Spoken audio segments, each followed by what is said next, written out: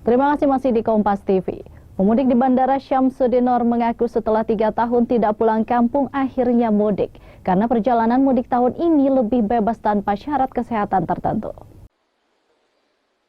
Setelah 3 tahun tidak mudik karena COVID-19, Yuni warga asal Kediri, Jawa Timur yang tinggal di Batu Licin, Kabupaten Tanah Bumbu, Kalimantan Selatan ini gembira dapat kembali melakukan perjalanan ke kampung halamannya. Aturan perjalanan yang lebih longgar tanpa perlu melakukan tes COVID-19 juga dirasa membuat lebih mudah.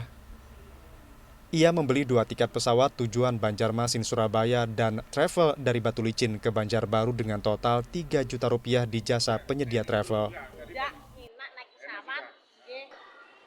nggak seribet yang dulu-dulu. Enggak, sekarang enak sudah. Maskeran ya boleh, enggak ya boleh sudah. Tapi membeli tiket udah saja kan Bu? Udah, enak Pak. Nggih. Apa ada kenaikan Bu? Ini kemarin beli sama anak saya sama travelnya 3 juta. 2 orang. Nggih, 2 orang, nggih.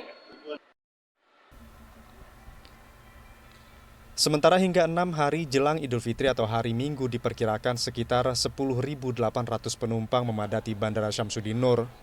Jumlah ini meningkat dari tahun lalu yang hanya berjumlah sekitar 7.000 penumpang. Minus, karena memang tipe dari bandara kita memang bandara mudik. Ada, jadi berangkat nanti pada saat setelah Lebaran baru ada arus balik.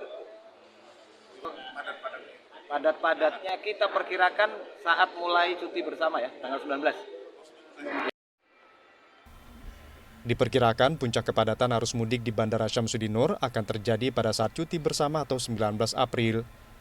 Nabila Seva, Kompas TV, Banjarbaru, Kalimantan Selatan.